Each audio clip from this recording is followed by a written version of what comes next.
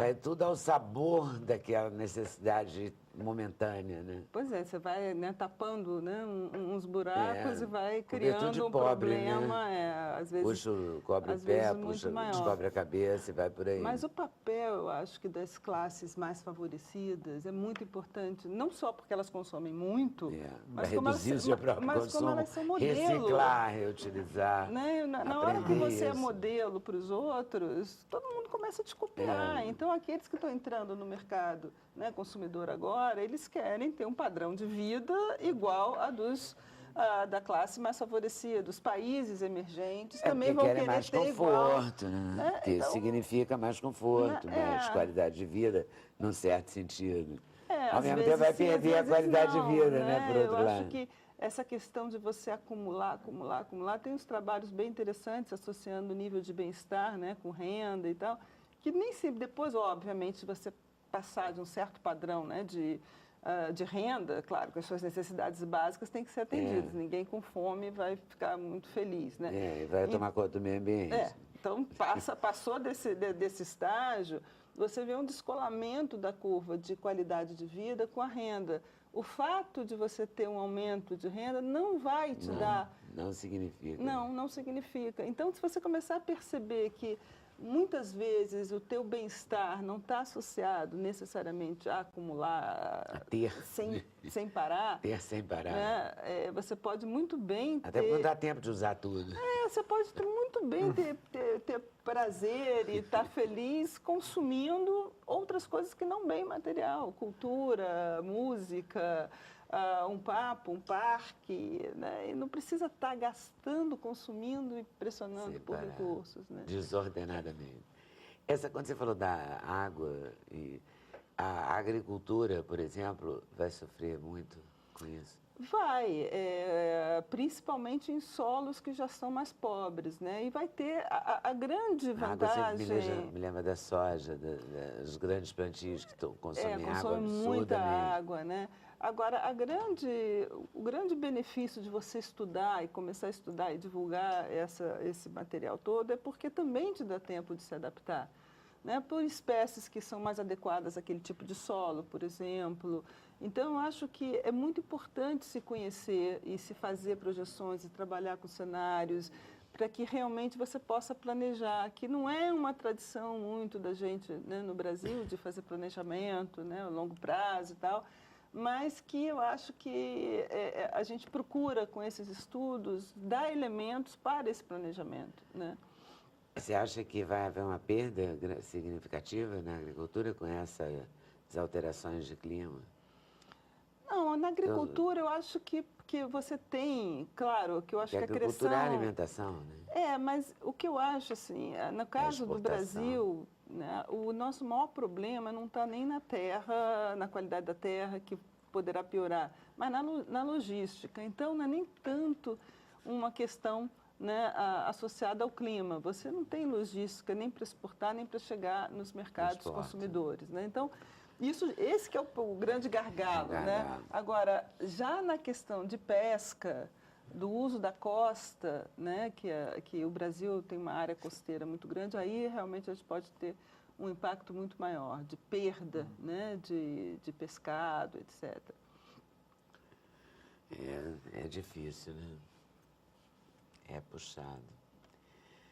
Eu falei também na abertura dos transportes. O transporte é uma coisa, de fato, que precisa ter muito investimento, né? Sobretudo no Brasil, nas cidades, né, brasileiras, que é totalmente inviável. Aí não é nem questão só de clima, né? É uma questão realmente de espaço urbano, né? Os congestionamentos te deixam imóveis. Né? Mas também é clima, porque você também está queimando gasolina, óleo diesel, então gás. É tudo errado. Né? Você está horas parado ali. Né? Como fica. disse outro dia um marceneiro que eu estava falando no telefone, eu falei, mas o senhor está muito atrasado. Ele falou, mas eu estou aqui há mais de meia hora e ainda não dei uma volta inteira no pneu. Eu achei uma medida volta inteira do pneu, uma medida extremamente nova para minha referência. Mas é verdade, a gente fica parado ali e não dá uma volta no pneu, né? Isso aí implica em vários danos, né? De qualidade de vida, de estresse, perda de tempo.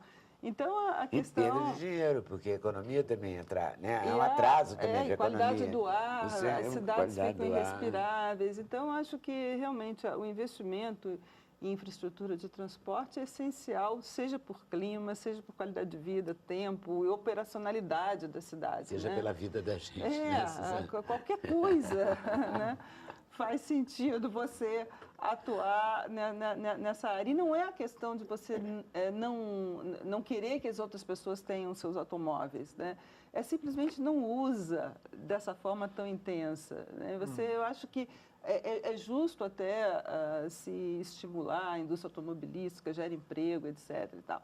Agora, o uso diário do automóvel, todo mundo indo para o mesmo lugar, voltando do mesmo lugar, parados nas vias, é que realmente não tem, faz o menor sentido. Não faz sentido. Mas, de todo modo, o carro elétrico, que o João Vitor vai falar, é bem-vindo. Sem dúvida nenhuma. Vamos ouvir um pouquinho, volta aí, tá, Suzana? Como é que é essa proposta? Em que pé está isto? Então, na realidade, o carro elétrico, ele não é uma tecnologia nova, eu diria. É uma tecnologia que existe desde o século XIX. Aliás, muito antes do veículo a combustão. Pois ele caiu em desuso por causa das indústrias da indústria automobilística, porque eu vi um documentário no Terra, muito legal, já existiu o carro elétrico, né? Positivo. E funcionou. Funcionou.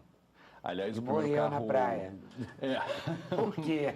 O primeiro carro a quebrar, por exemplo, 100 km por hora foi um carro elétrico. Tá? Isso antes da Mercedes existir, que foi um dos primeiros carros populares, vamos dizer. Não exatamente populares, porque naquela época carro não era popular, era de elite. Mas a realidade é que a razão que o veículo a combustão venceu, vamos dizer, é uma questão de autonomia. Na época as baterias eram muito pequenas, você tinha uma autonomia de 30, 40 quilômetros no máximo. Então era inviável você imaginar que você ia fazer uma viagem com uma bateria tão pequena. Já um carro a gasolina, você conseguia carregar ele, como a gente sabe, em 1 ou 2 minutos.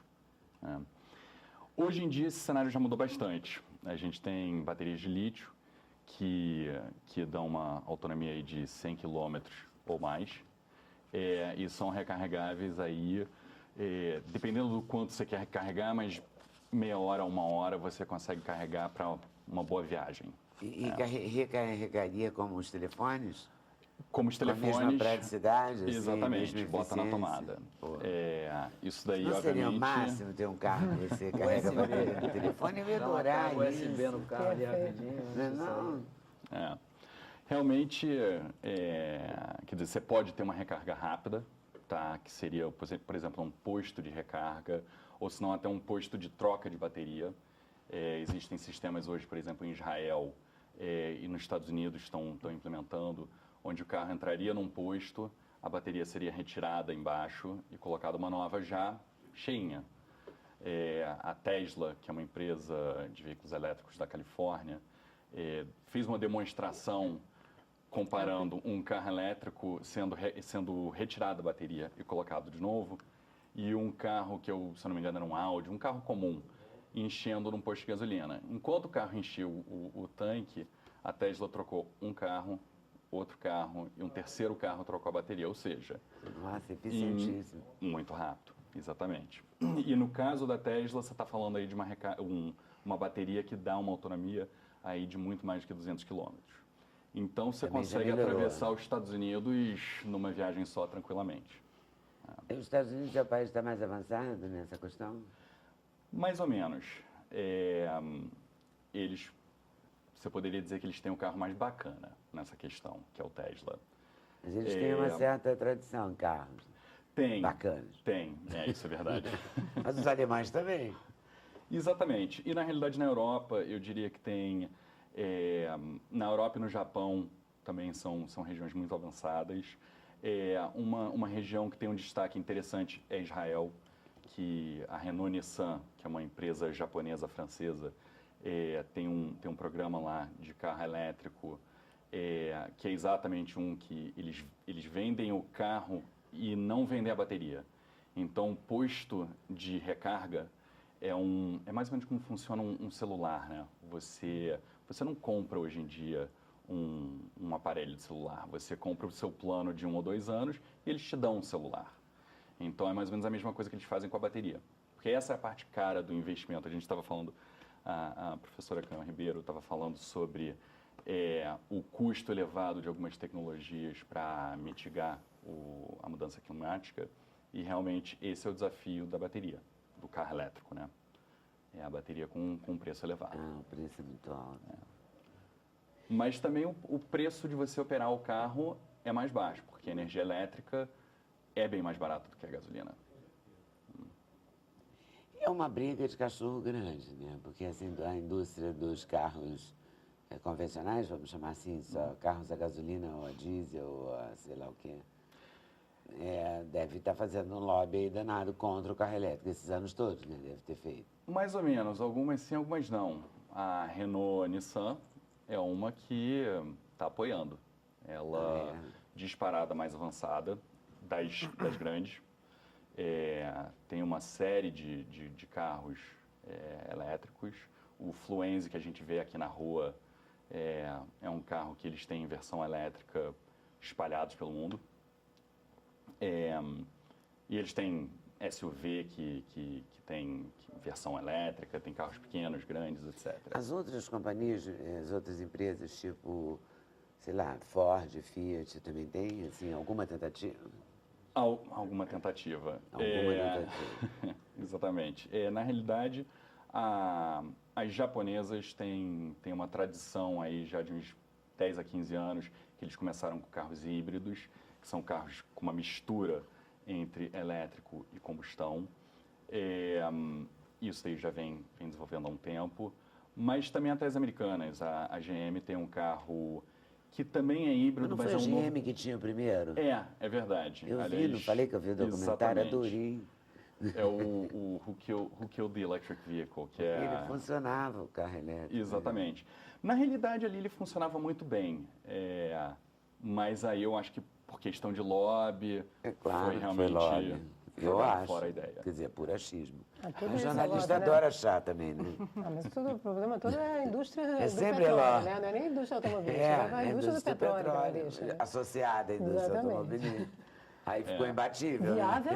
Viável é totalmente. Mas é que ele circulava, né? Eu fiquei impressionada porque ele circulava nas ruas. Ele circula muito bem, na realidade. Se você pensar bem, as pessoas dizem, pô, tem uma autonomia curta, né? Eu não vou conseguir chegar a Petrópolis, ou não vou chegar a São Paulo com o meu carro elétrico. Não vou chegar a recarga. Santos. Exatamente. São Paulo. E, na realidade, a distância média que a gente dirige é em torno de 60 km por dia nos Estados Unidos, ou seja, o país que mais dirige. Então... O problema daqui é que a gente fica muito engarrafado, né? Será que ele aguenta? Na realidade, é muito bom o carro elétrico no engarrafamento. Porque quando você freia, o motor elétrico ele vira um gerador. Porque o motor e o gerador são basicamente a mesma coisa, só que funcionando reversamente. Então, você bota energia para dentro dele e ele roda, o outro, quando ele roda, ele tira energia. Então, o motor elétrico ele vira um gerador e ele recarrega a bateria. Então é ideal. Então, na realidade, você usou energia para fazer o carro andar, aí você freou e guardou mais energia. Então nas grandes cidades brasileiras ele vai ser um sucesso. Né? É uma maravilha. Aliás, para transporte público, que por acaso, eu, por exemplo, não tenho um carro. Tá? Eu vou para o trabalho de metrô, às vezes de táxi, mas eu prefiro muito mais o transporte público, porque eu não quero ficar parado no trânsito todo dia, meia hora, 1 hora do tempo perdido. Numa previsão otimista. Uma previsão otimista. 1h40. Exatamente. O meu chefe fica em torno de 2, 3 horas. Eu acho incrível. Mas de qualquer forma... Você tem que levar coisas para fazer. Exatamente. Você vai lendo, você vai vendo e-mail, o que for. Tricô, qualquer coisa que te ocupe. Exatamente. Mas no transporte público, quer dizer, muitas vezes as pessoas falam, mas por que o carro elétrico e não o transporte público? Essa pergunta, de certa forma, não faz sentido, porque uma coisa